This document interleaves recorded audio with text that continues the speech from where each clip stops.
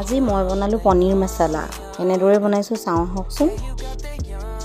এয়া কেৰাহীত মই তেল গৰম কৰি ল'লোঁ। তাতেই মই 3টা গোটা পিঁয়াজ এনেদৰে কাটি ল'লোঁ। কাটি লৈ ভাজিছোঁ। চাওক এনেকৈ ৰঙচুৱাকৈ ভাজি লৈ আকৌ তাক মই কাঢ়ি ৰাখিলোঁ। তাৰপিছত সেই তেলখিনিতেই মই কেইফুটামান নহৰু আৰু অকণমান আদা এনেদৰে ফ্ৰাই কৰি লৈছোঁ। তাৰপিছত এয়া পিঁয়াজৰ লগত একেলগে নমাই ৰাখিছোঁ।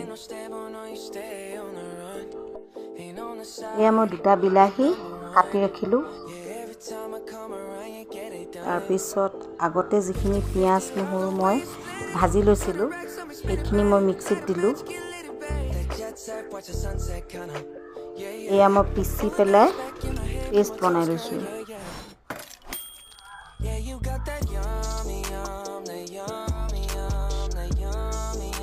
তাৰপিছত সেই বিলাহীখিনি আকৌ দি মিক্সিত আকৌ সেইখিনি মই এনেকৈ বেলেগে পেষ্ট এটা বনাই ৰাখিছোঁ।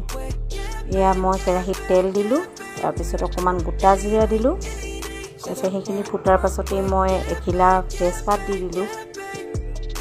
এয়া তাৰপিছতে মই এয়া কাশ্মীৰী ৰেড চিলি পাউডাৰ অকণমান দি দিলোঁ। হালধি দি এনেদৰে ভাজি লৈছোঁ। তাৰপিছতে মই যিখিনি বিলাহী পেষ্ট কৰি ৰাখিছিলোঁ সেইখিনি দি দিলোঁ। দি অকণমান ভালদৰে ভাজিছোঁ। অলপ ভজা হোৱাৰ পাছতে মই যিখিনি পিঁয়াজৰ পেষ্ট আছিলে সেইখিনি দি দিলোঁ। এয়া এনেদৰে মই ভাজিছোঁ। ভালদৰে ভাজ খাব লাগিব। এতিয়া মই অকণমান গৰম মছলা দিলোঁ। ভালদৰে এনেকৈ ভাজিছোঁ। এয়া মই আন্দাজমতে নিমখ দিছোঁ।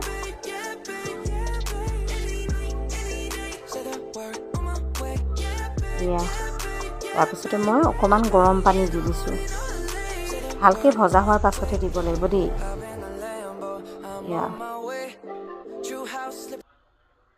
এতিয়া এয়া উতলিবলৈ দিলোঁ। এয়া এইখিনি ভালকৈ উতলাৰ পাছতেই মই যিখিনি পনীৰ আছিলে সেইখিনি দি দিলোঁ। দি ভালকৈ মই উতলিব দিছোঁ। একেবাৰে সহজ পদ্ধতিত বনোৱা এইটো পনীৰ মছলা।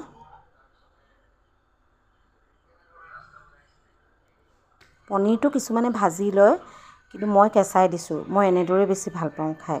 সেইকাৰণে নিজৰ কথা, কোনোবাই ভাজি ল'বও পাৰে, অলপ হাফকৈ ফ্ৰাই কৰি ল'ব পাৰে। এয়া চাওকচোন।